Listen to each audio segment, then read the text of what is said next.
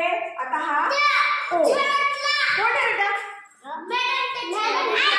शेवटचं नाही नाही हे नाही बघा ओ ओ बघा इकडे बघा ओ हो बरोबर तू सांगितलं होतं बेटा हो